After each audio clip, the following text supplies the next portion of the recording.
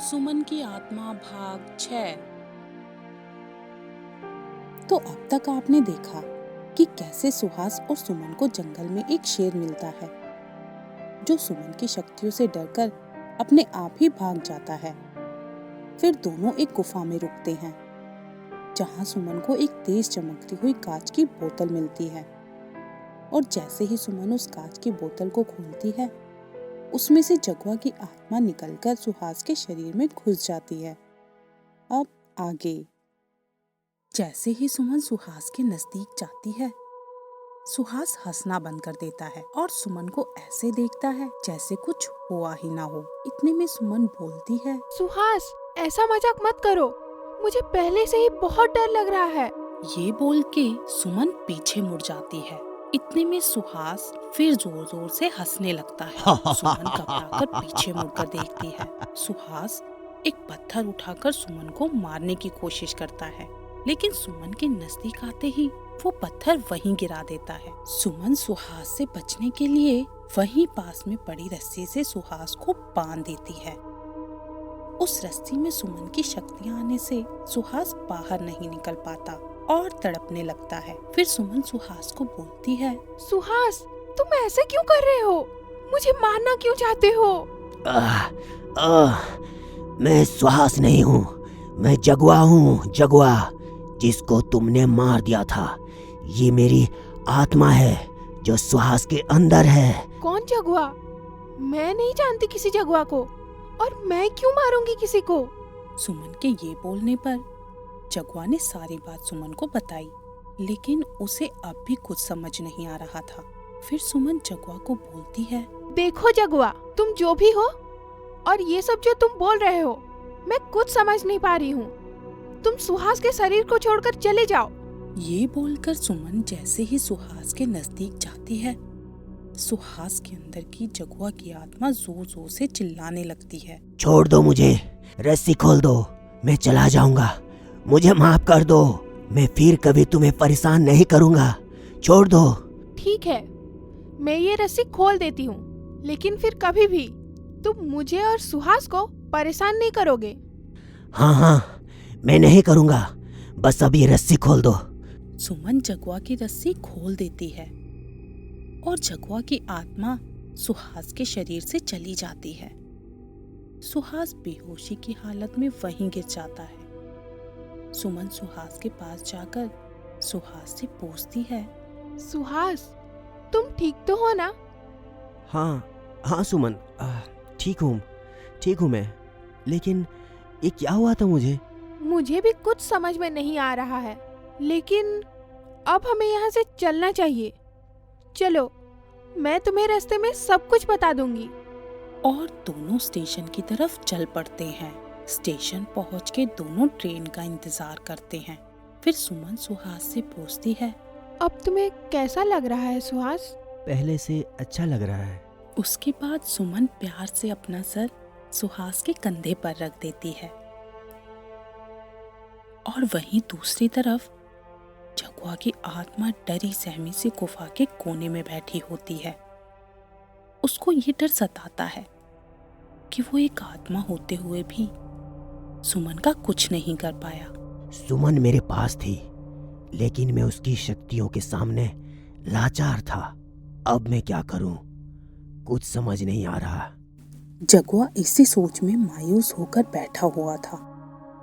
तभी उसे किसी के आने की आहट सुनाई देती है। डरी सहमी हुई जगुआ की आत्मा और डर जाती है। तभी एक बड़ा सा साया दिखाई देता है और धीरे धीरे वो सामने आ जाता है। वो दिखने में बहुत ही भयंकर था। इंसान जैसा शरीर, सिर और पैर जानवर जैसे, लंबे नुकीले दांत, बड़े बड़े सींग और लाल खूनी आंखें, मानो जैसे एक राक्षस सामने खड़ा हो। मेरे मालिक ने कहा था कि उसका गुरु यही मिलेगा। यहाँ तो कोई गुरु नहीं है, कहाँ मिलेगा वो? ऐसा बोलते हुए राक्षस गुफा की ओर बढ़ता है। तभी जगुआ की आत्मा हिम्मत जुटाकर बोलती है, वहीं रुक जाओ। ये मेरा घर है, यहाँ मैं रहता हूँ। कौन हो तुम और मैं यहाँ से क्यों चला जाऊं? तुम मेरी शक्तियों के बारे में नहीं जानते हो। जरा सामने आओ, फिर तुम्हें बताता हूँ।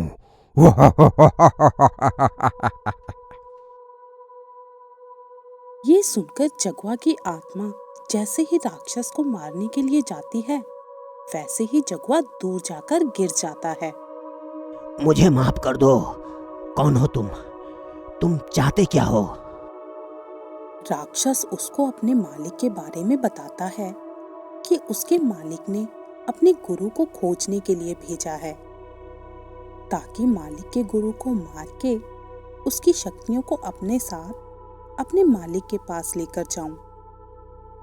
तभी जगुआ भी अपने बारे में सारी बातें बताता है और कहता है, तुम्हारे मालिक के गुरु तो मर चुके हैं और उनकी शक्तियां अब सुमन के पास है। तुम्हें शक्तियां चाहिए और मुझे सुमन, तो चलो साथ मिलकर उसे ढूंढते हैं। तुम सुमन को मारकर उसकी शक्तियां ले जाना और सुमन मरकर आत्मा बनेगी तो मैं उसे हासिल कर लूंगा। और जगुआ की इन बातों से राक्षस राजी हो जाता है और दोनों सुमन को ढूंढने निकल पड़ते हैं। सुमन की आत्मा भाग 5। तो अब तक आपने देखा कि बाबा की मदद से कैसे सुमन की आत्मा एक इंसान के रूप में बदल जाती है और फिर सुहास सुमन को लेकर अपने दवाखाने जाता है। कुछ दिनों बाद सुहास के पिताजी को सुमन के बारे में पता चल जाता है। फिर सुहास अपने पिताजी को समझाकर सुमन को शहर ले जाने के लिए कहता है, ताकि गांव के लोगों को ये बात अभी पता न चल सके। और फिर रात में दोनों शहर के लिए निकल जाते हैं। अब आगे सुहास सुमन को लेकर शहर जाने के लिए गांव से निकल पड़ता है। शहर जाने का रास्ता घने जंगल से होकर गुजरता है। सुहास, इतना घना जंगल, मुझे तो बहुत डर लग रहा है। क्या हम कल दिन में शहर नहीं जा सकते थे? नहीं सुमन, हमें रात में ही शहर जाना होगा। अगर हम दिन में शहर के लिए निकलेंगे तो गांव के लोग तुम्हें देखकर बातें बनाएंगे और तुम्हें उनकी बातें सुनकर दुख होगा। मैं तुम्हें दुखी नहीं देख सकता।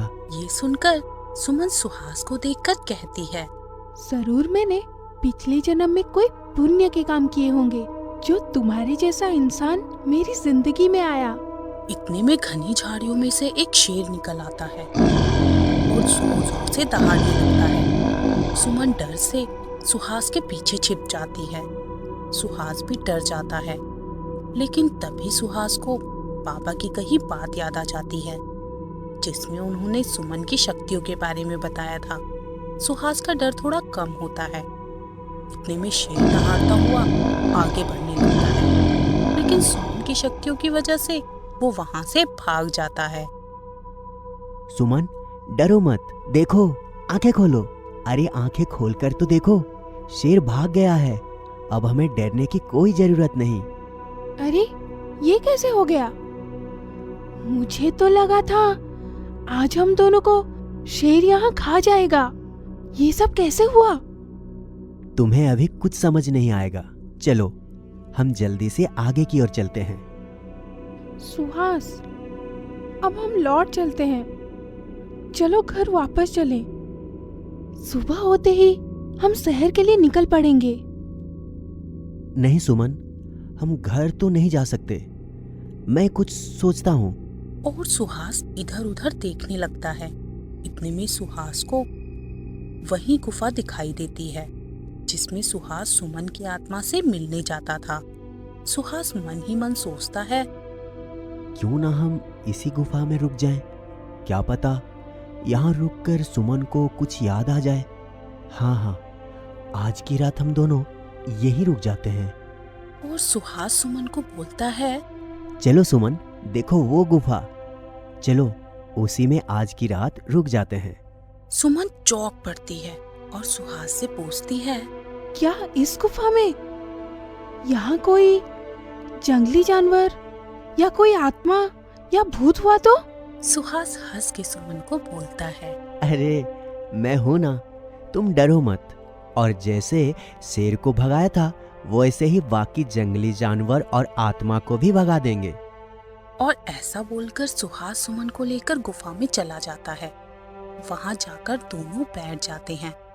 सुहास को नींद आ जाती है, लेकिन सुमन का डर सुमन को बेचैन कर रहा था और उसी बेचैनी में सुमन यहाँ से वहां घूमने लगती है। घूमते घूमते सुमन की नजर एक कांच की बोतल पर पड़ती है। अरे ये कैसी बोतल है? कितनी चमक है इस बोतल में। और सुमन उस बोतल को उठा लेती है और उसके ढक्कन को जैसे ही खोलती है उसमें से एक तेज रोशनी बाहर निकल कर आती है। वो रोशनी और कोई नहीं बल्कि उस मूंगचले जगुआ की आत्मा थी, जिसको सुमन की आत्मा ने मारकर बोतल में बंद कर दिया था। अब जगुआ की आत्मा बोतल से निकलकर सुहास के शरीर में घुस जाती है। आत्मा के घुसते ही सुहास जोर जोर से हंसने लगता है। सुमन को कुछ समझ नहीं आता। सुहास को ऐसे हंसता देख सुमन सोचती है कि सुहास अपने सपने में हंस रहा है। सुमन सुहास के पास जाती है और उसे उठाने लगती है। सुहास उठो, उठो सुहास, मुझे बहुत डर लग रहा है।